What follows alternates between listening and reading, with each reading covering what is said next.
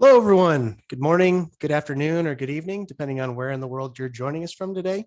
And thank you for joining us for our webinar, Managing the Hybrid Cloud Conundrum. So before we get started here, just a couple of housekeeping items. All of our attendees today are in listen-only mode. But with that said, we do like to keep our webinars as interactive as possible. So if you do have questions throughout the webinar, please feel free to ask those using the Q&A section of your Zoom webinar panel. I believe it should be down in the bottom right-hand corner somewhere there. And we'll try and answer them as we go along. We've also included some time for Q&A at the end of the session. So if we don't get to your question during the webinar, we'll absolutely get to it once we wrap up the content. So go ahead and get things started here because we've got a lot of content for you today. So my name is Kyle Banaz, and I'm the Vice President of Marketing here at Netreo. I'll be your host and guiding you through the session today. And it's my pleasure to welcome our two guest speakers. So we have Dr. Neil Ohoro, who is the Chief Architect for Bear Cloud Technologies. And we're also joined by James Mancini, who some of you may be familiar with from other webinars, who's our VP of Solutions Architecture. So Neil, James, would you guys like to take a moment to introduce yourselves?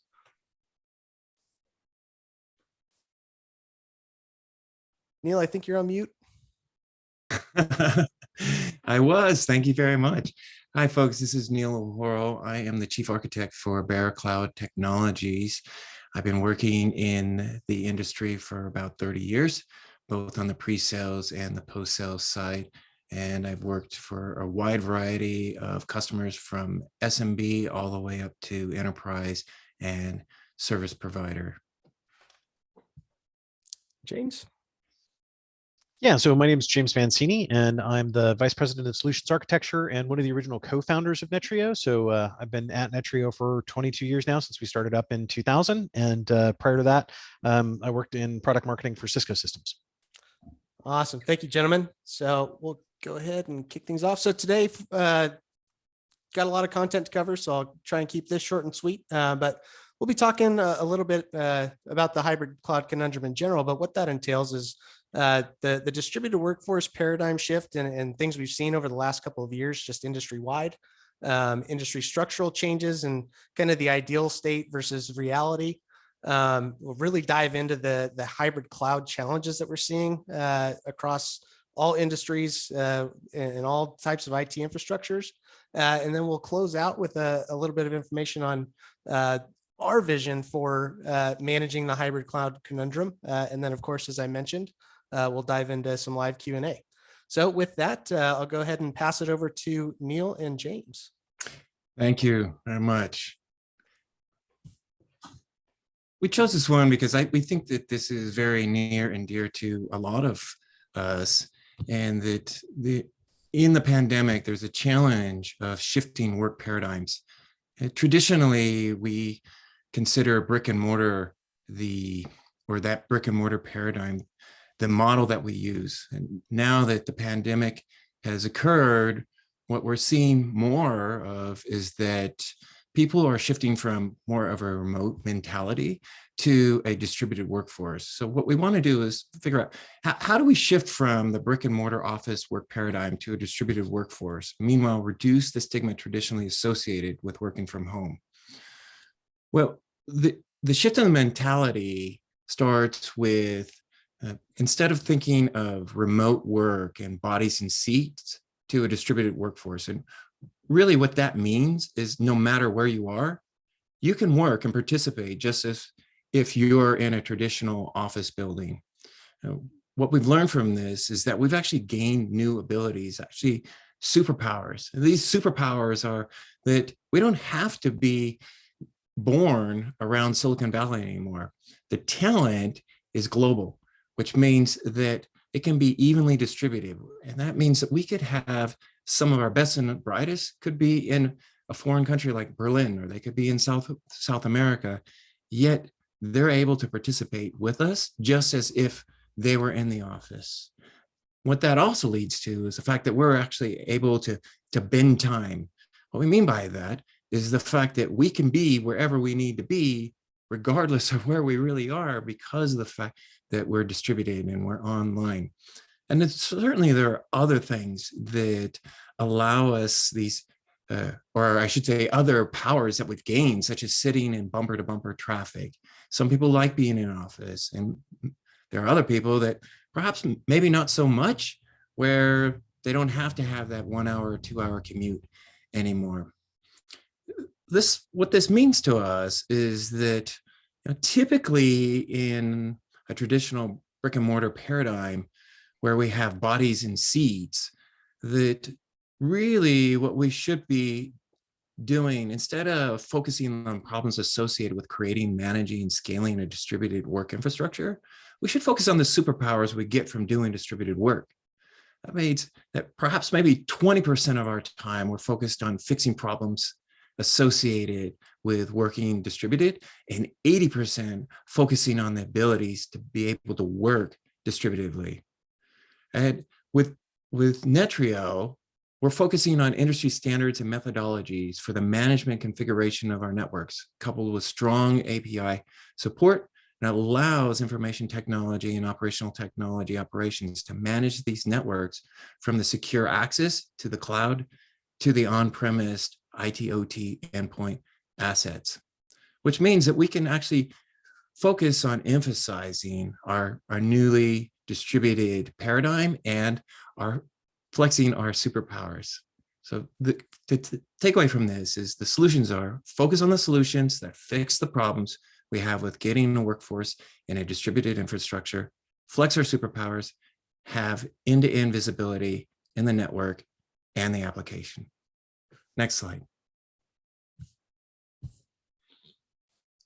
Now that I've said all this wonderful stuff, we want to think about the fact that perhaps some of this is a little rose-colored glasses.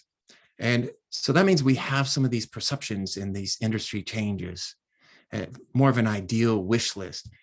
First thing is that everything's going to be hybrid. We can do things in the best way possible without trying to do them in the way we used to do them. And then we can also think, oh yeah, save the synchronous stuff for when it really matters. People are going to be more efficient. We're able to do this anywhere. Anyone will be able to participate. And rumor has it, we're moving everything to the cloud. Next slide. Now here's the real deal. Right? We have the rose-colored glasses. We know where we want to go. Now we're looking at actual challenges that are happening here. Tool sprawl. We have many different tools, different cloud services and applications, and we want to be able to use tools that we have on premise. Thing is that we need pointed solutions. There are systems that just don't talk to each other. Being able to see the entire context regardless of location. We also want to be able to pool data from multiple sources with multiple methods. Once we have the data, what are we going to do with it? How are we going to analyze it? What are the variables related to the events? Not everything is moving to the cloud. That's the truth of it. Still going to have on-prem stuff. We're still going to have things like legacy systems. And we're going to talk about that later. Also, cloud migration doesn't happen overnight. And the companies with traditional tools used on-premise, they may not be able to use these in a cloud environment. And then, of course, as everyone is, or I shouldn't say everyone, lots of folks are talking about moving to the cloud, we have to think about that there are still companies out there that are waiting to move to the cloud. Next slide. So let's focus on some of the hybrid cloud challenges. Right? We can see here that with those challenges, there are going to be solutions associated with that. And with those solutions, we want to think about coupling traditionally monitoring tools with API management, allowing for the collection, correlation of multiple variable values. This is where AI and machine learning come into play as a solution to common challenges, correlating the associated variable values to predict the associated events. What does that really mean? What that really means is that where it takes someone like me, a human, hours to be able to evaluate, analyze, correlate, and fire off a mediation email, for instance, the AI can do this in a matter of seconds and minutes. That's where the world is going. AI ops feature data models that combined AI ML technology with years of network management system configuration and monitoring data. What we want to do is automatically baseline thresholds against historical values and exceptions to minimize false positives and alert noise. For instance, Netreo has 2 decades worth of data. We want to be able to model the metrics against best practice key performance indicators to ensure that there are no blind spots. And we also want to learn systems and environmental changes and change the monitoring infrastructure to automatically adapt. Next slide. I mentioned this earlier, and we have to think about legacy systems. And we're going to see this in operational technology, might also see this in some of our informational technology. And as the world of tech moves to the API and microservices models, how do we support the monolithic legacy systems that require in-depth validation processes? If the Ukrainian crisis has taught us anything, and I'm certain that it's taught us a lot, one of the things for us is that it shows us how we need to harden our operational technology to protect against destructive attacks and exploitation. Think about this, that we have traditional legacy frameworks such as SNA and legacy operating systems such as Solaris, SunOS, DOS, NT, just a handful of these operating systems and frameworks that support these legacy applications. Many of them, especially in OT, may also use air gaps that will not allow for SaaS solutions. So what do we do about that? And we also have to think about, they may not have APIs.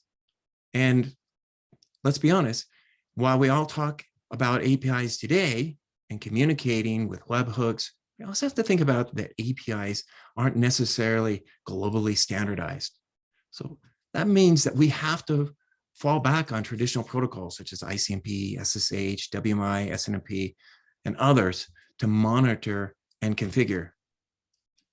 Another issue with legacy system support and the usual suspect monitoring is that they may not be compliant with today's standards such as SOC 2 and Veracode Verified Team. For those of us who may not know, that SOC 2 is a voluntary compliance standard for service organizations. What does that do for us? Right? It provides us a trust services criterion of security, availability, process integrity, confidentiality, and privacy.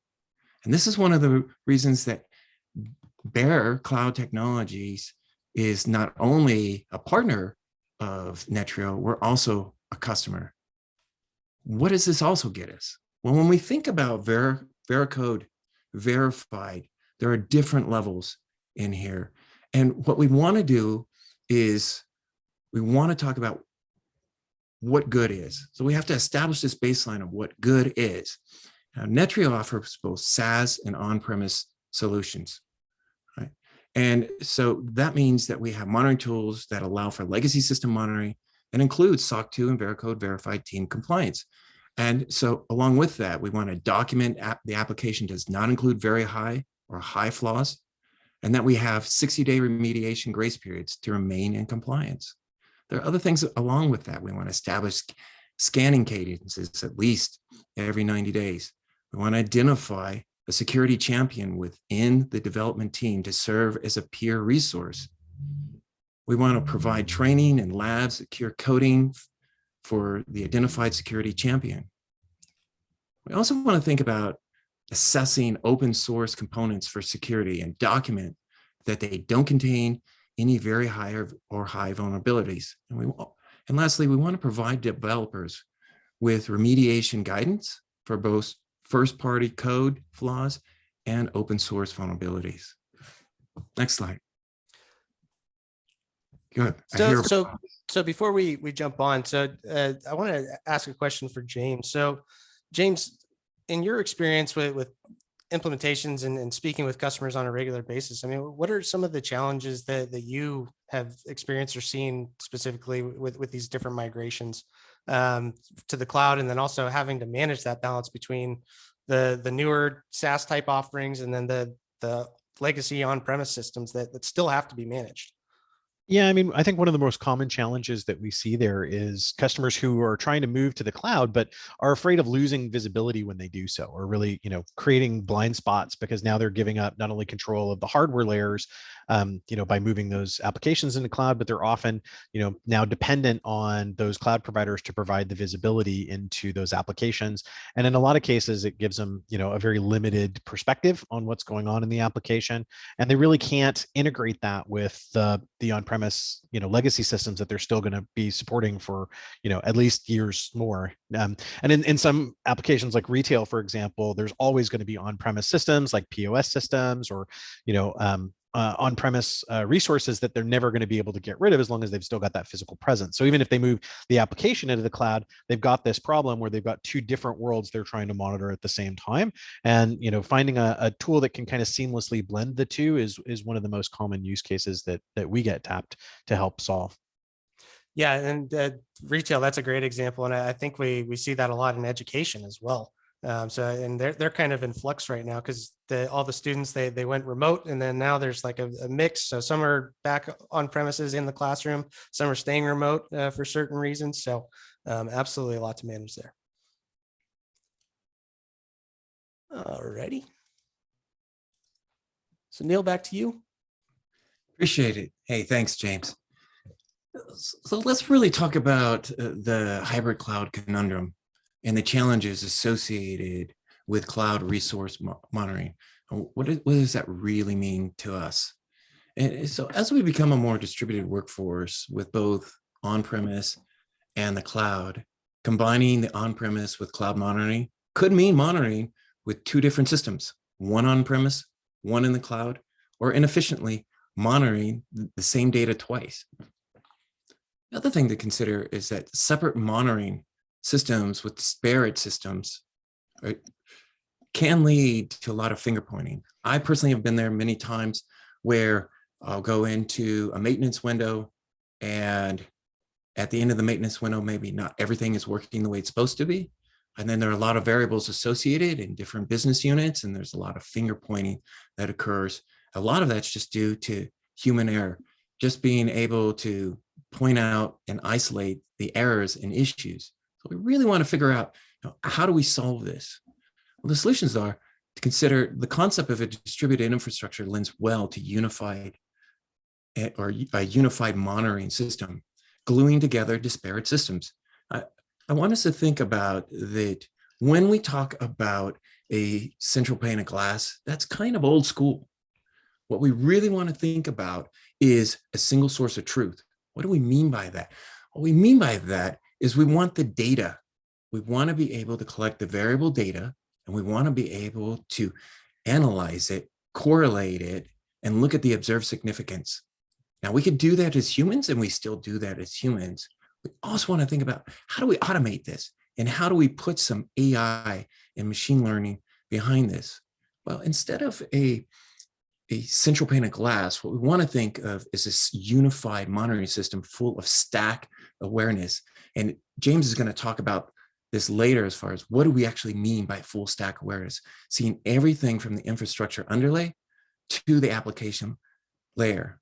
So let's look at when we say this unified monitoring system, what do we really mean by the visibility that this is going to give us with this single source of truth? Well, we want to think about observe, analyze, and act. We want to observe full stack visibility in our IT/OT infrastructure, systems, and applications combined with user experience in a single source of truth dashboard. And we want to analyze, simply analyze with AI ops. And when you have 2 decades worth of historical data, that gives you a lot of sample population information. And then we want to take intelligent actions with real-time dashboards, dynamic automations, and extensible IT service management integration. Next, we want to combine on-premise infrastructure, cloud infrastructure, network performance, application performance. I also want to consider having a life cycle that provides incident feedback and learning, environmental baseline, data cleansing, trend pattern modeling. Next, consider the beneficiaries and the stakeholders from this, we have IT/OT executives. What do they care about? They care about business impact, business continuity, service level reports. We also have IT/OT engineering.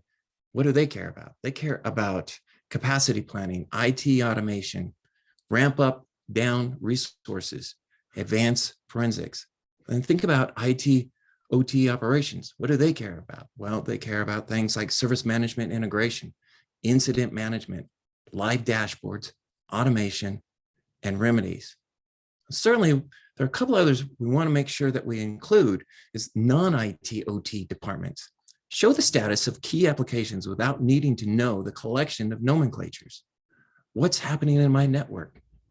And this means that with all the acronyms that we have, let's say as a seasoned network engineer, I have a lot of acronyms in my head and I tend to communicate with my peers in acronyms, kind of break down that wall, because when we are migrating to, let's say, microservices and we're thinking about hybrid solutions, we want to start breaking down these silos, breaking down these walls. And this will allow us to build a rapport with trust between departments, no hiding of the data. And lastly, but certainly not least, we want to think about the DevOps folks. Offer resource application performance management, being able to pull useful information. Next slide. Awesome. Thanks, Neil. So I think we're at the point where we're going to hand it over to James. And I just want to, before we do that, take a second just to remind everybody, if you have any questions for Neil and on the content that he covered, please feel free to ask those questions. I know Neil is happy to answer those. And then as James is covering the content, don't be afraid to ask him questions either. James? Yeah, thanks, Kyle. So, I mean, really to kind of amplify what Neil was saying about trying to get that all into a single view. You know, if your applications are hosted in a hybrid environment or even, you know, across multiple different clouds, you really want to be able to see how all of the resources are performing without having to log into a whole bunch of different consoles and, you know, play whack-a-mole with your browser tabs trying to find where the problem came from. And the goal really is to try to get, you know, regardless of where they're located, if they're in the cloud, if they're on premise or any combination of that, I want to have a seamless view across all of those different resources. And that's really how we designed our tool. So we built deep hooks into all of the major cloud platforms to automatically learn resources. And most people do that, but we can go beyond that and automatically categorize them, configure alerts and monitoring, add them into dashboards and reports, and all without any human intervention. And I'll go into more detail on that in a moment. But when Neil talked about presenting this data outside of IT, you know, we built a technology we call business workflows. And really the idea is that it allows you an easy and automated way to map the resources that we're monitoring into all of the business units and applications and departments and geographic regions they serve, and provide those in an easy to understand status view so that non-technical managers and executives can see the status of their key applications without having to know all of my naming conventions or know, you know, what it means when a particular load balancer is offline to my applications, right? We want to be able to translate that into human understandable data, and we can provide those views outside of IT to not only, you know, make the other departments, you know, be more transparent to the other departments, but also to really make sure that all of our reports and you know, dashboards are organized in a way that makes sense to the rest of the business. And even, you know, do things like, you know, build maintenance windows based on those application groupings instead of having to manually do it, to take load off of our operations staff. And really our platform is designed to make all of that data accessible very rapidly in near real time without having to rely on external reporting tools or scripting or SQL knowledge. So the idea is you can spend your time managing the business instead of waiting for the monitoring dashboard to load. Next slide, please, Kyle. So monitoring the full stack means we're collecting a huge amount of data about everything from the wires to the browsers, right? Systems, applications, functions, cloud resources, all these kind of critical items within the environment. And once we've captured all that data, we need to make sure we're making it useful. Tons of data without any insights is counterproductive and will often make things worse. I'm sure many of you have seen management products that just flood the screen with a big wall of events, and then they leave it to the staff to try to figure out what's important, what's normal, and what we need to do about it. So you really need analytics to make sure that you're triaging the data correctly and important issues are brought right to the top. If you have to look through a list of 1,000 different locations to figure out which ones are having problems, you're probably spending more time scrolling up and down the list than you are actually fixing the problem. So we designed our user interface to manage the data and information in a way that instantly highlights the problems and gives you one-click access to drill into the source of the issue and identify the root cause, rather than wasting dozens of clicks to figure out why a light went red and if it's actually important or not. And this enables that single source of truth that we've been striving for, where I can see at a glance how things are going for all my different applications, my locations, my resources, whether they're in the next room, on the next continent, or deep in the cloud. And I can also produce dozens or even hundreds of customized views for all my teams, so they all feel like they have their finger on the pulse of their areas of responsibility without ever having to leave the same tool. Next slide, please. So one of the things we talked about is automation, and a big part of getting all this data to work for you is to automate as much as possible, especially when it comes to doing things like onboarding resources. So this is really comes down to staff efficiency. So most tools that are designed to monitor cloud resources, for example, will handle discovery. They'll find all the stuff that's in your cloud, and that's great. But there's a lot more to it than that. I mean, once we've found those resources, how do you classify them? How should they be configured for alerting and reporting? And cloud environments tend to have a very high turnover rate for resources. So you have new services or functions or systems coming online and offline all the time. So if you're relying on engineering staff to do manual configuration after that discovery, you're way behind the curve already. And there's a lot more to be had in terms of cost and effort savings.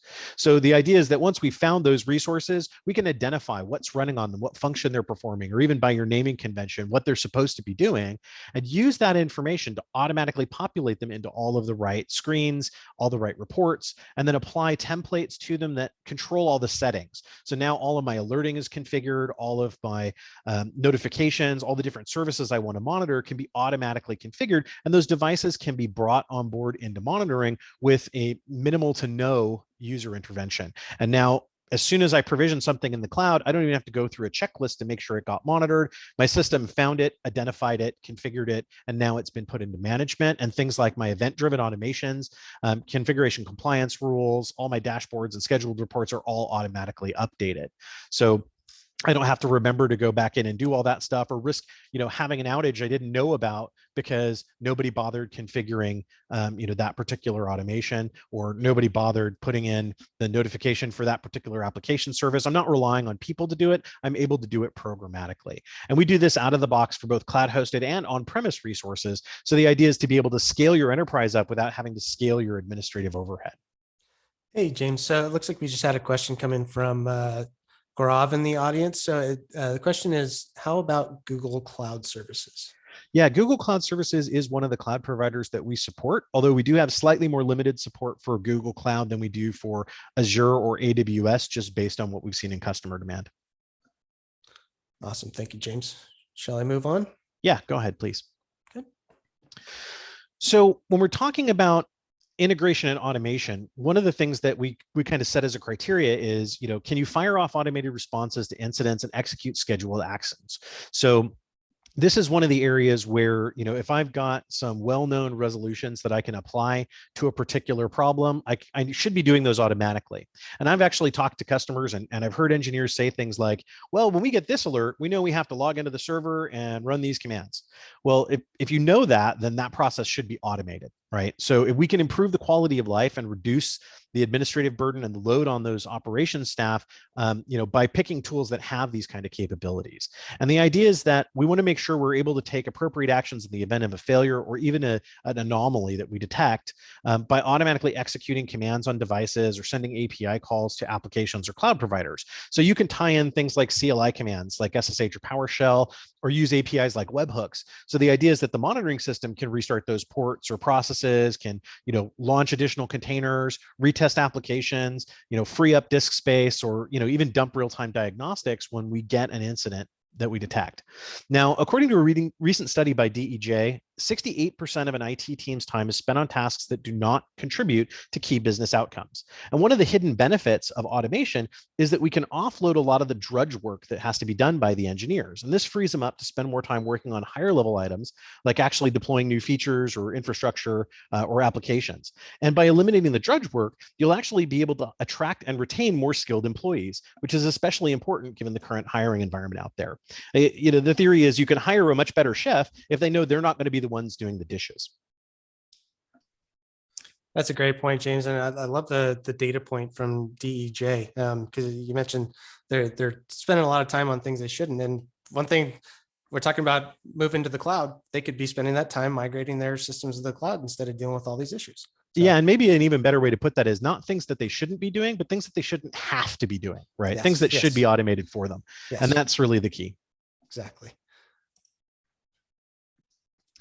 Now, consolidating the tools brings a lot of benefits. Some of these are obvious and some are less so, right? So centralized monitoring allows the command center to determine when a problem in one area is affecting other areas. So an example, a communication line goes down and several applications suddenly go red at the same time.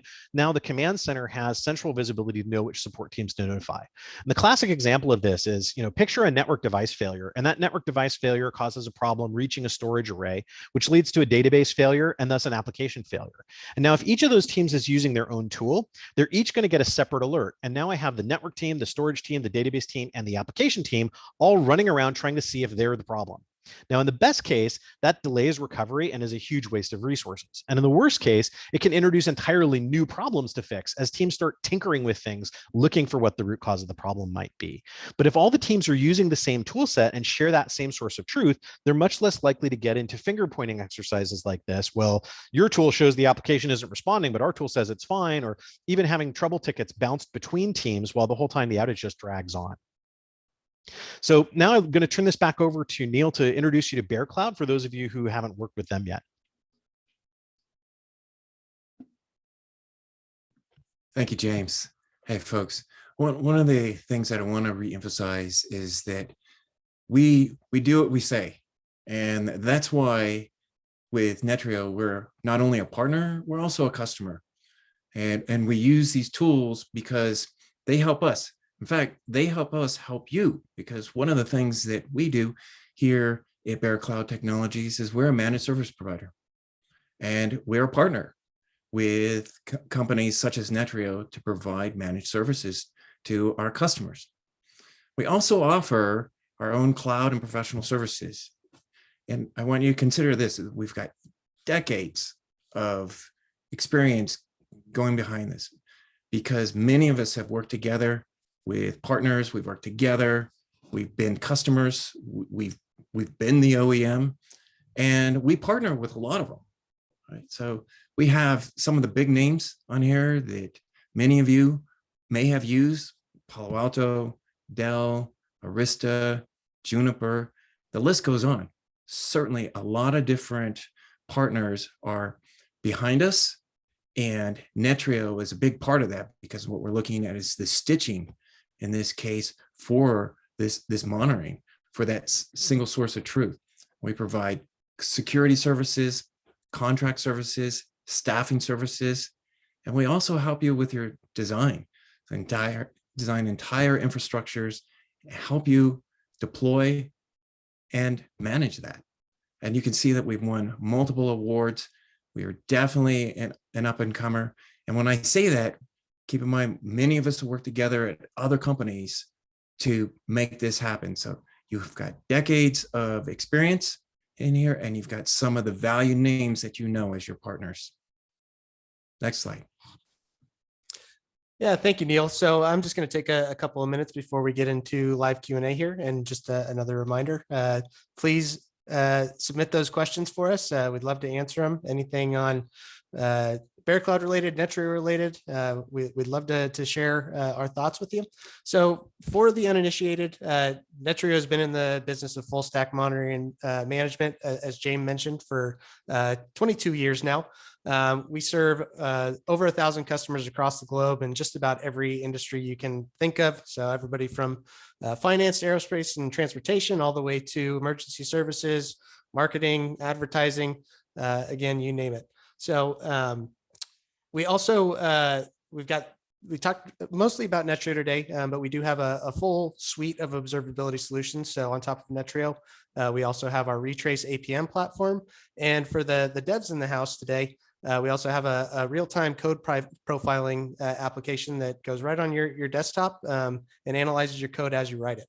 So Netreo has been recognized by customers and analysts across the globe. So we encourage you to check out our third-party reviews on sites like G2, Gartner Peer Insights, Capterra.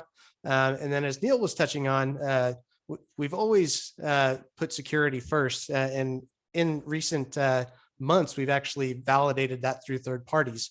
And validated that through third parties like Veracode Verified, as well as our SOC 2 compliance.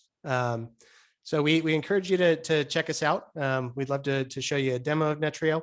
And with that, I'm going to go ahead and move into the live Q&A section.